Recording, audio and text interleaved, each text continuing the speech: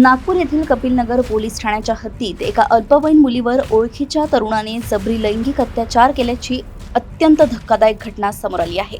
18 जून रोजी 36 वर्षीय तक्रारदार महिला घरी नसताना काटोल येथील मेंढेपठार येथील रहिवासी असलेला सूरज गौतम मडके याने घरात घुसून अल्पवयीन मुलीवर जबरदस्तीने शारीरिक संबंध प्रस्थापित केले। तसेच या प्रकाराबाबत कोणाला सांगितल्यास जीवाने मारण्याची धमकी दिली।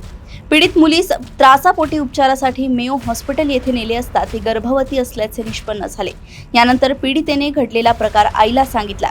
या प्रकरणी तक्रारदाराने दिलेल्या फिर्यादीवरून कपिलनगर पोलिसांनी आरोपी सूरज मडके याच्या विरुद्ध भारतीय न्याय संहितेच्या कलम 64, 65, 2, 351 ब सह पॉक्सो कायद्यातील कलम 4 आणि 6 अन्वये गुन्हा दाखल केलाय।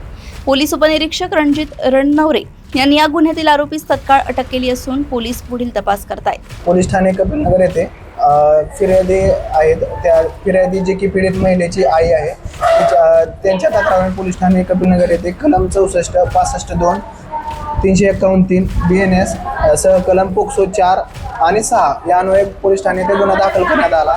सदर त्यांचे पीडित फिर्यादी यांची मुलगी अल्पवयीन असून तिच्या विरुद्ध जो आरोपी आहे, आरोपी नाम आहे सूरज गौतम मडके, वय 19 वर्ष, राहणार मेंढेपठार, तालुका काटोल, हा इथला रहिवासी असून हा पीडित महिलेचा आत्याचा मुलगा असून त्याने त्या पीडित मुलीवर अल्पवयीन मुलीवरती जबरदस्तीने शारीरिक संबंध बनवून तिला गर्भवती केल्याने पोलीस ठाणे कपिलनगर येथे तात्काळ आम्ही महिला सुरक्षेच्या दृष्टिकोनातून गुन्हा दाखल केलेला आहे आणि सदर आरोपीला अटक करण्यात आले असून आज दिनांक 3 ऑगस्ट 2026 रोजी मान्य न्यायालयात हजर करण्यात येत आहे।